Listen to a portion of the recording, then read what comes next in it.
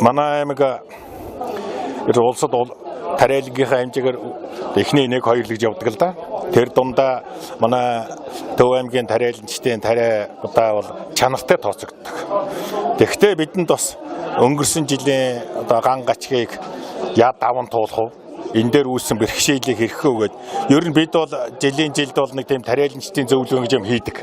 Тэгэхээр тэр зөвлөгөөнөөр бүх тариаланч хүнсний ногоо тариа бүгд нийлдэг. Тэгээ тэрний өмнө өнөөдөр бас 500 гагаас дээш эргэлтийн талбайтай хүмүүстэй цуглуулад энэ чинь нэлээд юм болж байна. Тэгээ тэр хүмүүстэйгээ нүүр тулсан уулзалтыг манай хөдөө аж ахуй газар аймгийн засаг даргаас хийгээд их дотн сэтгэлээсээ чин сэтгэлээс гоё ярилцлага болсныг би ахмад тариаланчийн хувьд хүлээн зөвшөөрч байгаа. Тэгээ энэний үр дүн бол бас ойрхон гарах шүү дээ. Би 3 үндсэн зүйл тохирчлоо шүү дээ. Нэгдүгээрт дутагдж байгаа өрийнхөө асуудлыг шийдээгээд гэж энэ том асуудал.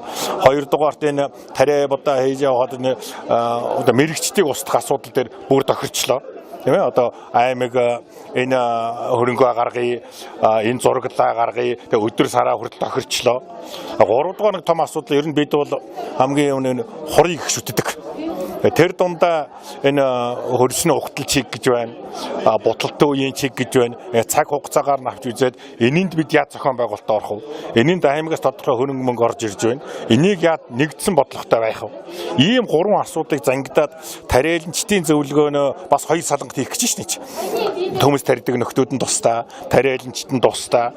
Тэгээ бэлтгэл асуудлуудаа ингээ хийхэр зэрэг бид бол тэр тариаланчдын зөвлөгөөнөөр бол нэг өдөр цуглаад ингээд сансан сандаа баахан би зовлон яриад ингэж гарах биш.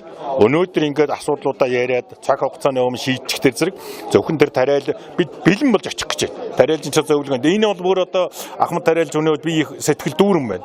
Тариалжийн зөвлөгөөнд очиход яах вүлээ их биш. Түл шатхуунд бэлэн үр бордоогоо асуудлаа шийдчихсэн хураан технигээд бас хөрөнгөийнхөө өсгөлөөрийг шийдчихсэн мэрэгчтэй дарчих ийм хэмжээнд очиж байгаа юм чинь одоо бид тэнд бол зөвхөн технологийн дараа ярих нь шүү дээ. Технологи ярьсан улс чинь дараа нь яаж хадгалах вэ? Сав сайл одоо дараагийн өөрийн шээ аж боловсруулах ийм нарийн юм дэндүү ажил хэрэгс болно одоо. Ийм сайхан ажил хэрэгс уулзалт боллоо гэж би ахмад тариалж өгний хувьд дүгнж зэгнэж баярлж байна. Ийм ажлыг залуу дарга нар ийм ажлыг сайн хийгээсэ манай орон нутгч нь дэмжиж байгаа. Бид бас сайн ажиллана. Манай тариалжид ажиллахад бэлэн байгаа. За